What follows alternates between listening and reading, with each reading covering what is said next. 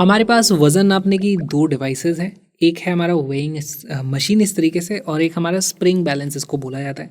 तो weighing machine जो काम करती है वो एक्चुअली नॉर्मल रिएक्शन को मेजर करती है। इसके ऊपर जो भी वज़न रखा है, मान लो एम रखा था इसके ऊपर, तो इसके ऊपर एम जी नीचे की तरफ फोर्स लगेगा, तो ऊपर नॉर्मल रिएक्शन लगती है, वो एन को मेजर करती है। Measures always measures N. और फिर यहाँ पे जो रीडिंग दिखती है वो N divided by g is equal to m के बराबर होती है। किसी कारण से अगर मैंने इसको लिफ्ट में डाल दिया तो एन की वैल्यू कम या ज़्यादा हो सकती है। तो उस केस में हमें रीडिंग यहाँ पे मास की कम या ज़्यादा दिखती है। इस तरीके के बहुत सारे सवाल आते हैं। सेम चीज़ यहाँ पर होती है। ये मेजर करती है टेंशन टी को, है ना। ये टेंशन टी को मेजर करेगी और रीडिंग जो निकलती है वो टी बाई जी होती है। तो इस तरीके से आप यहाँ पे समझ सकते हो। एक और चीज़ जो हमें देखनी होगी यहाँ पे कि अगर इसके ऊपर इधर नॉर्मल रिएक्शन ऐसे लग रहा है तो अब ये तो रेस्ट पर है, ये तो कहीं जा नहीं रहा, तो इसके ऊपर भी नॉर्मल रिएक्शन इधर लगता है। सेम चीज़ ये भी स्प्रिंग है इसके अंदर, तो दोनों ही तरफ टेंशन टी लगती है। हमें ये चीज़ समझनी होगी, दोनों तरफ ये फोर्स लगता है और वो फोर्सेस मेजर होते हैं।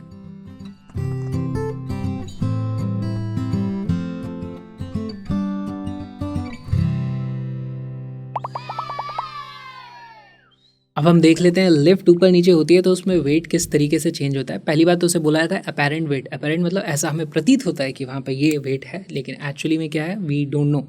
अच्छा, मान लो हमारे पास लिफ्ट कांस्टेंट वेलोसिटी से ऊपर जा रही है। Acceleration of lift is equal to zero. Acceleration of lift zero है, तो यहाँ पर कोई भी एक्स्ट्रा फोर्सेस नहीं लगते हैं, कोई सूडो फोर्स वगैरह हमें कुछ कंसीडर ही नहीं करना है। यहाँ पर एक्चुअली आप देखोगे तो यहाँ पर जो टेंशन होगी, इसमें ऊपर की तरफ टेंशन होगी, इसका एक्सेलरेशन तो कुछ है नहीं, नीचे की तरफ एम जी है, तो इसका कोई एक्सेलरेशन नहीं है। इसका मतलब हम लिख सकते हैं T is equal to M g. और हमारी जो रीडिंग आती है, रीडिंग क्या होती है, रीडिंग की वैल्यू आ जाएगी, उसको मैं लिख देता हूँ वेट, या फिर एम डैश जो हम रीड करते हैं उसकी वैल्यू आ जाती है T upon G which is equal to M G upon G, यानी कि एम के बराबर ही हमें रीडिंग मिलती है।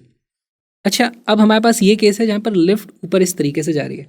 अब इसको मैं दो तरीके से सॉल्व करके बताने वाला हूँ, पहले रियल फोर्सेस के जरिए और फिर सूडो फोर्स किस तरीके से हमारी हेल्प करता है। अगर हम रियल फोर्सेस को कंसिडर करें, रियल फोर्सेस, तो रियल फोर्सेस के हिसाब से ऊपर इसमें लग रही होगी टेंशन टी, है ना। तो tension T minus m g, है ना। नीचे लग रहा होगा इसमें एम जी इस तरीके से, ये लग रहा है एम जी, और इसका एक्सेलरेशन ऊपर है ए। क्यों है ऊपर ए, पूरी की पूरी लिफ्ट ऊपर जा रही है एक्सेलरेशन से, तो उसका भी एक्सेलरेशन ऊपर की तरफ होगा। तो this will be equal to mass times acceleration. Tension की वैल्यू कितनी आ जाती है, m g plus m a. हमें जो रीडिंग देखने को मिलती है वो क्या होती है, टेंशन अपॉन जी। टेंशन की वैल्यू रख दो तो वो जाती है M into G plus A divided by G. तो अब हमारे एम डैश की वैल्यू क्या आ जाती है, m dash is equal to m into g effective, आप इसको बोल सकते हो। ये जो हमारे पास फैक्टर आया ना उसको आप जी इफेक्टिव बोल सकते हो, जी प्लस ए अपॉन जी। इसकी वैल्यू 1 से बड़ी होगी, है ना, क्योंकि ऊपर की तरफ जा रहा है। इसकी एक्सेलरेशन की लेट से मैग्नीट्यूड है 2, इसकी वैल्यू 1 से बड़ी होगी, तो यहाँ पे हमें वजन बढ़ा हुआ दिखेगा। और ऐसा होता भी है, लिफ्ट जब ऊपर जाती है तो हम हैवी फील होते हैं। अच्छा, इसी चीज़ को सॉल्व करने का सूडो फोर्स वाला मेथड क्या हो जाएगा, SEUDO फोर्स। सूडो फोर्सेस से करोगे तो उसके लिए क्या करोगे आप, लिफ्ट को रोक दो। लिफ्ट को रोक दिया तो लिफ्ट का एक्सेलरेशन खत्म, कोई एक्सेलरेशन नहीं है, लेकिन इस पे नीचे की तरफ एक फोर्स लग जाएगा, सूडो फोर्स, कौन सा, MA। अब हमारा FBD कुछ ऐसा बनेगा, ऊपर लग रही थी टेंशन, नीचे लग रहा था एक हमारा MG, और एक लग जाएगा सूडो फोर्स MA। एक्सेलरेशन की वैल्यू इस फ्रेम में हो जाती है 0, क्योंकि हम उस एक्सेलरेटिंग रेफरेंस फ्रेम में घुस चुके हैं। ऑलराइट, तो यहाँ पर हम लिख सकते हैं T is equal to, direct आ जाएगा MG प्लस MA, है ना। यहाँ पर हमें एक इक्वेशन एक्स्ट्रा लिखनी पड़ी थी, फिर आ तो वहीं गए थे, फिर से हमारे पास आ जाएगा M dash is equal to M into G plus A upon G। Is the same thing, pseudo force वही चीज़ को करने का एक आसान तरीका है। और कई बार मोशन इस तरीके से हो रहा होता है कि हमको एक्सेलरेटिंग रेफरेंस फ्रेम में बैठ करके ही उसको स्टडी करना पड़ता है, तो वहाँ पे चीज़ें आसान हो जाती हैं। सेम चीज़ अब आप यहाँ पर करोगे ना, तो यहाँ पर हमारे पास अब टेंशन की जगह यहाँ पर नॉर्मल रिएक्शन को रीड किया जाता है, तो अब यहाँ पर हम सूडो फोर्सेस के जरिए करेंगे। देखो PSEUDO फोर्सेस, सूडो फोर्सेस के हिसाब से उसका एक्सेलरेशन इंसान का रुक चुका होगा, उसके ऊपर नीचे लगा होगा एक MG, उसके ऊपर नीचे की तरफ लगा हुआ एक सूडो फोर्स MA। नीचे लगा हुआ क्या, नहीं, नीचे नहीं लगा हुआ। जिस दिशा में एक्सेलरेशन होता है उसके ऑपोजिट लगता है, तो वो लगेगा ऊपर की तरफ MA। और इसके ऊपर एक लगी होगी इस तरफ नॉर्मल रिएक्शन n। हम लिख देंगे mg is equal to n plus ma।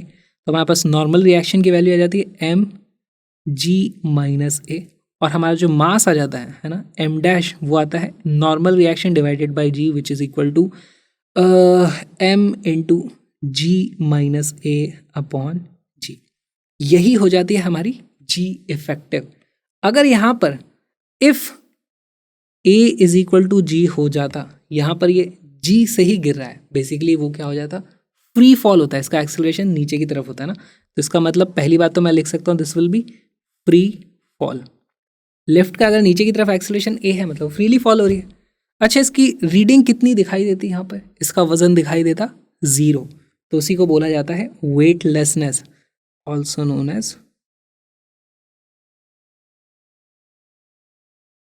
तो वेटलेसनेस भी होती है, उसको फ्री फॉल भी आप कह सकते हो। दोनों अलग अलग चीज़ें, लेकिन दोनों यहाँ पर हो रही हैं। तो बेस कुछ क्वेश्चंस देखें।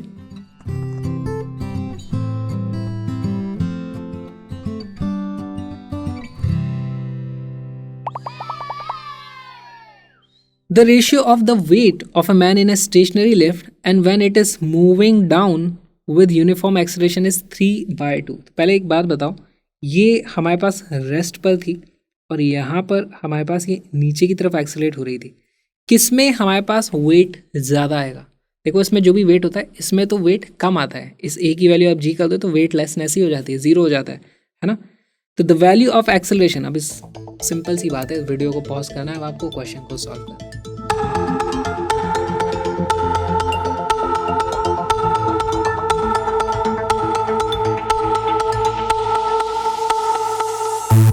इस क्वेश्चन का करेक्ट आंसर है ऑप्शन नंबर बी।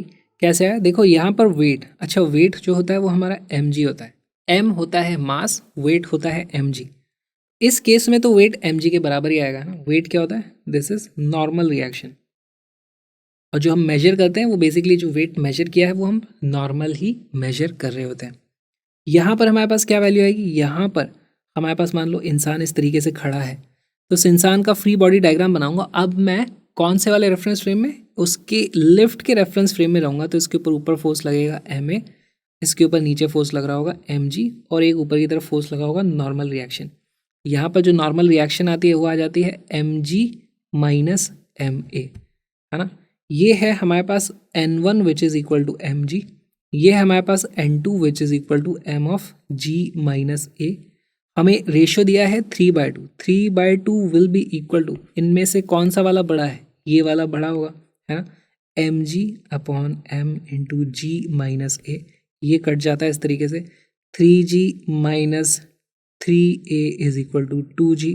यहाँ से हमारे पास कट जाता है a is equal to g/3। Option number B is our correct answer. बहुत ही अच्छा लल्लू सा ये सूडो फोर्स का सिंपल सा सवाल था।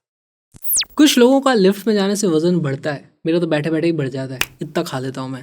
तो कैसे बढ़ता है उसको देखने के लिए व्लॉगिंग चैनल को सब्सक्राइब करो, वहाँ पे पता चलेगा आपको।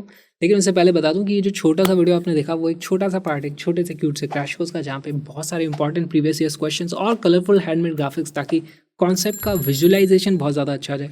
उसके साथ पूरा का पूरा सिलेबस कंप्लीट हुआ है सिर्फ 1 महीने में। 2-2 घंटे की क्लासेस हैं, link is in the description, उसको ज़रूर देखना। कलरफुल नोट्स की PDF भी आप वहाँ पे चेकआउट कर सकते हो।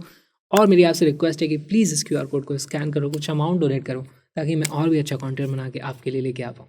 अब हम मिलते हैं क्रैश कोर्स में या फिर व्लॉग में, यू डिसाइड।